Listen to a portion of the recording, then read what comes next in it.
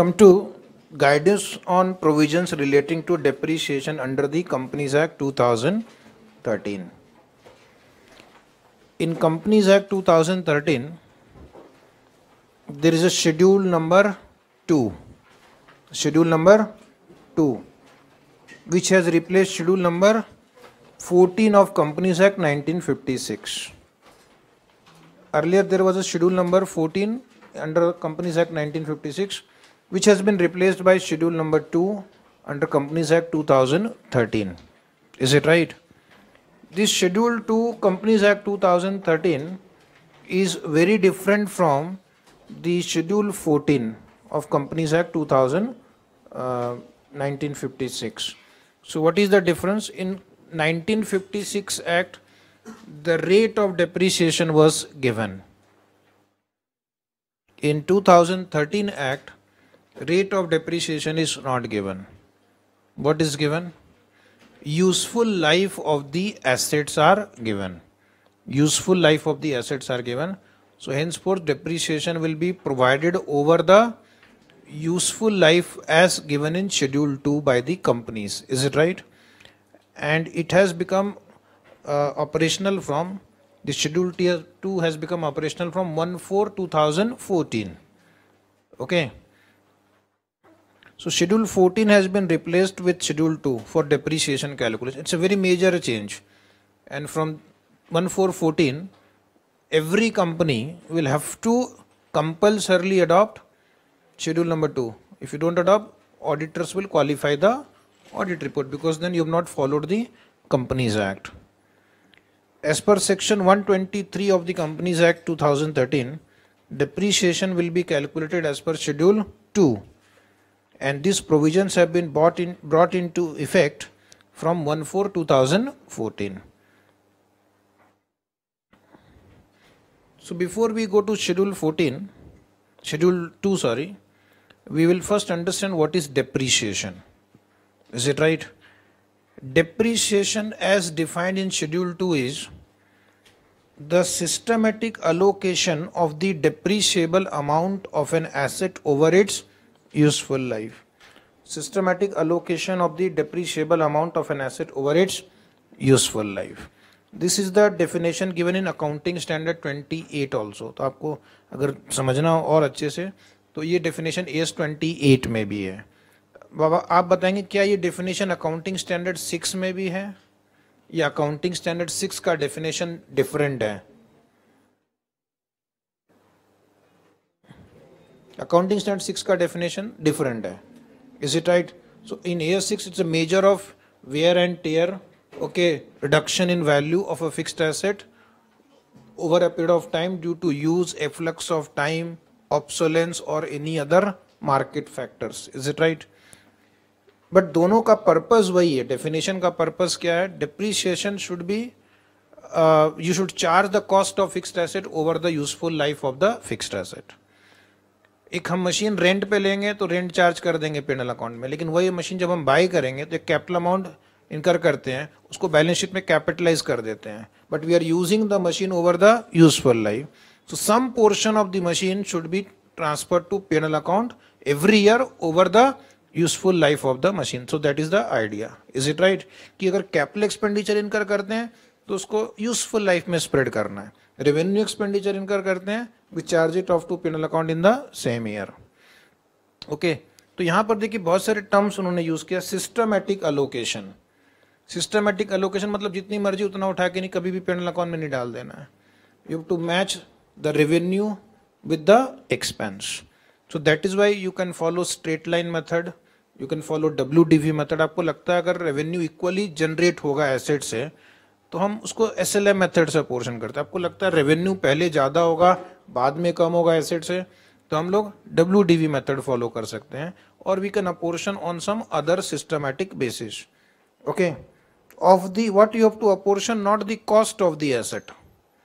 What you have to apportion is the depreciable amount.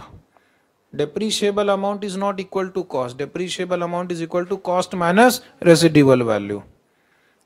तो अगर asset की cost lakh rupees है, 1 lakh rupees, and the residual value is 5000, I have to apportion 95,000 over the useful life. Okay, over the useful life. Useful life की definition हम लोग एक दो slide के बाद देखेंगे, उसकी भी एक डेफिनेशन है। For the purpose of this schedule the term depreciation includes amortization also. That means for intangible asset, the amount we write off every year is called amortization. What is depreciation as per AS6? As per AS6, the definition of depreciation is a measure of wearing out, consumption, okay, or other loss of value arising from use, efflux of time, okay, or other factors. Efflux of time भी हो सकता है, यानी अगर हम asset सिर्फ अपने पास रखते हैं, यूज नहीं करते हैं, तो क्या उस पर डेप्रिसिएशन प्रोवाइड करेंगे? यस। सपोज आपने कार खरीदी लेकिन साल भर कार आपकी गैराज से बाहर ही नहीं निकली, तो क्या उस पर डेप्रिसिएशन प्रोवाइड करेंगे? यस। ओके, सपोज आपने कंप्यूटर परचेज किया लेकिन यूज नहीं किया साल भर, तो क्या उस पर डेप्रिसिएशन प्रोवाइड करेंगे? एक जनरेटर सेट परचेज किया, पूरे साल भर लाइट ही गुल नहीं हुई, तो जनरेटर काम ही नहीं आया, तो क्या उस पर डेप्रिसिएशन प्रोवाइड करेंगे? Yes, because efflux of time is also reason for providing the depreciation. Okay, it is allocated so as to charge a fair proportion is in each accounting period. The purpose of depreciation is that the cost of the asset, or what we call depreciable amount, should be apportioned over the useful life of the asset to ensure matching concept. To ensure matching concept, because the asset helps you to generate the revenue, so proportionate cost should also be charged to profit and loss account.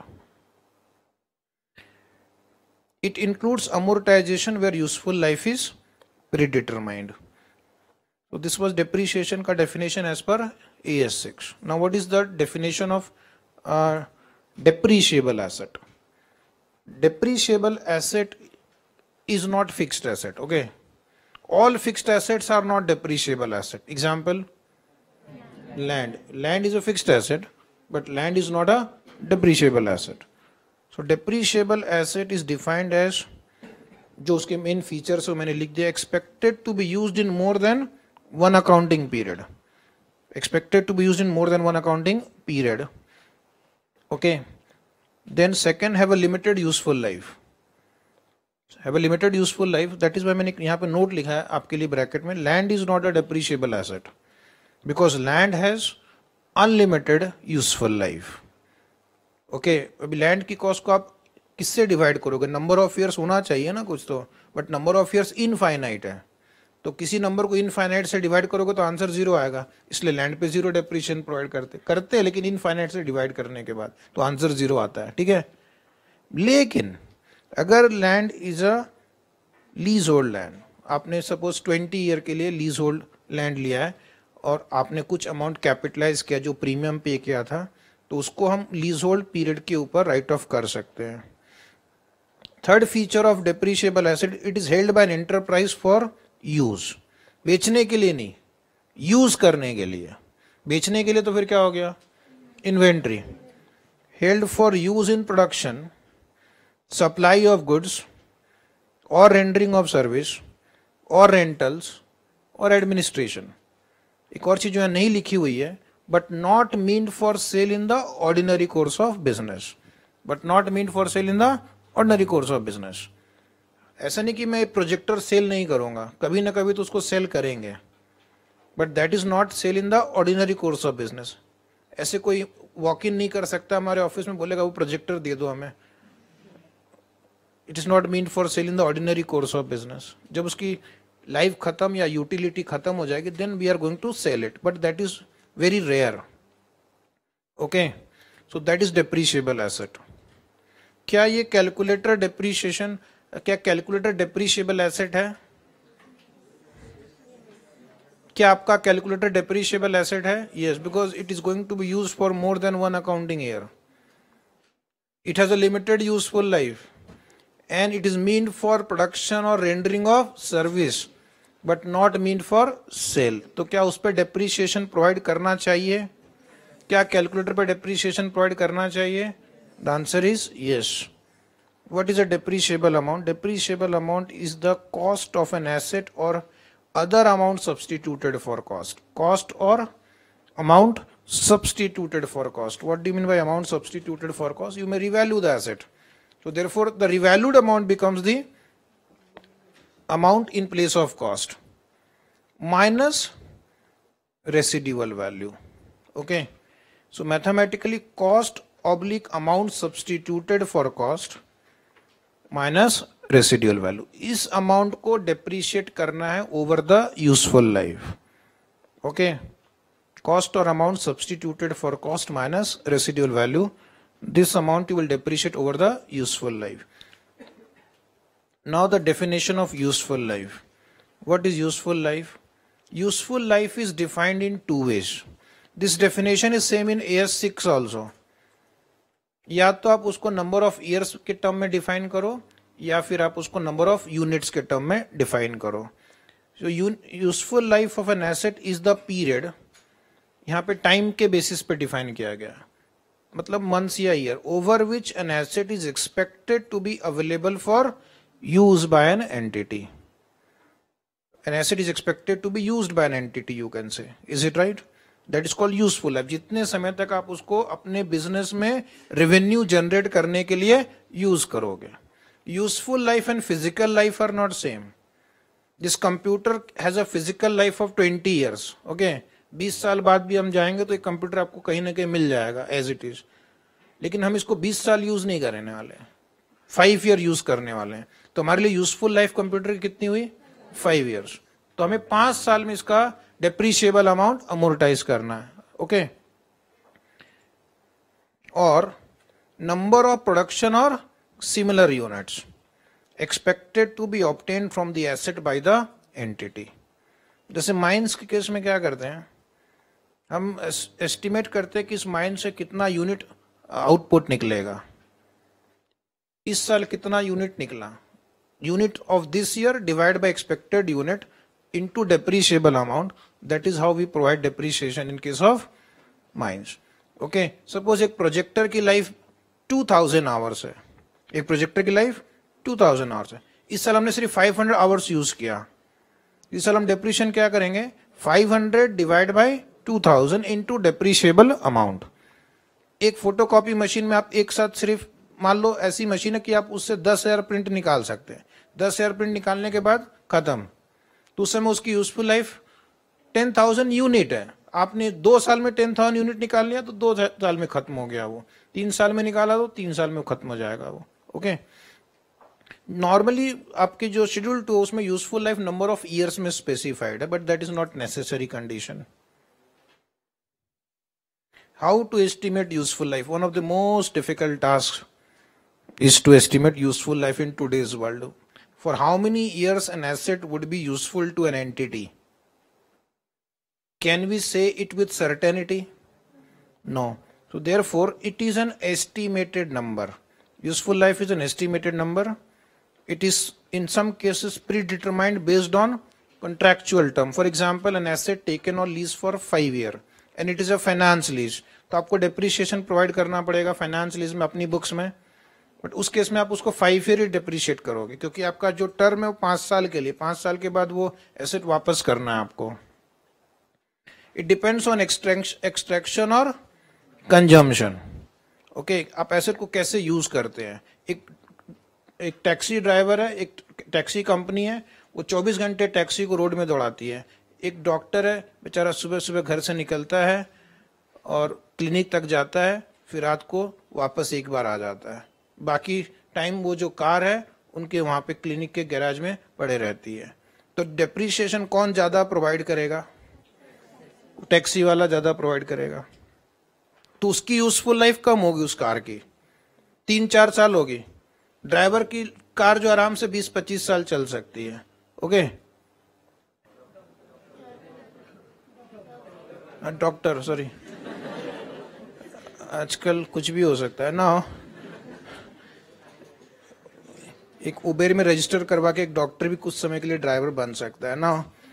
It depends on physical deterioration और wear and tear. Is it right? कैसे आप उसको use करते उसके ऊपर भी depend करता है. Physical deterioration, repairs and maintenance policy of the company. जिस कंपनी की रिपेयर मेंटेनेंस पॉलिसी अच्छी है, रेगुलर है, हर पीरियोडिकली वो एसेट को रिपेयर करते हैं, वहाँ यूजफुल लाइफ ज़्यादा होगी। कुछ कंपनी बोलती रहने दो, जो होगा देखा जाएगा, रफ एंड टफ, ओके, तो वहाँ पे यूजफुल लाइफ कम हो सकती है। Then it depends on nature of usage also, okay. Like in case of hotel the furniture is used quite frequently, तो वहाँ पे वो लोग फर्नीचर को नॉर्मली 3 से 4 साल में डिप्रिशिएट कर देते हैं, but in other cases they may depreciate over a longer period. Then transport car, जो मैंने अभी आपको एग्जांपल दिया, versus private vehicle, then it depends on how fast that asset will become obsolete. जैसे आजकल कंप्यूटर को कोई भी 10 साल में अमोर्टाइज नहीं करता है, क्यों? Because you don't use the same computer for 10 years, is it right? So electronic equipments बहुत जल्दी ऑब्सोलेट हो जाते हैं, तो वहां पर यूजफुल लाइफ कम हो सकती है। Then it is a matter of judgment by the management also, because there are so many assets for which we really can't calculate useful life, so therefore we'll make a judgment, and many times we have to take the help of technical experts. Machines वगैरह, plant and machinery के case में हमें नहीं समझ में आएगा, हम ठहरे सीए स्टूडेंट, सीए के फील्ड के अकाउंटेंट, एसेट की यूजफुल लाइफ के लिए आपको कभी कभी क्या करना पड़ता है, टेक्निकल एडवाइस लेनी पड़ती है, is it right? So that is based on technical evaluation, and in many cases the useful life is provided by the law. जैसे कंपनीज एक्ट है, और आपने आईपीसीसी, मुझे उम्मीद है पास हुआ होगा, वहां पे इलेक्ट्रिसिटी कंपनी में उनके लिए भी यूजफुल लाइफ दी हुई है। डेप्रिसिएशन फॉर इलेक्ट्रिसिटी कंपनी के लिए उन्होंने इलेक्ट्रिसिटी एक्ट में हर आइटम को कितना कितना डेप्रिशिएट करना है वो दिया हुआ है, तो उस केस में आपको लॉ के हिसाब से जाना है। Useful life should be reviewed periodically, ये बढ़ भी सकता है, कम भी हो सकता है, is it right? So we'll continue tomorrow.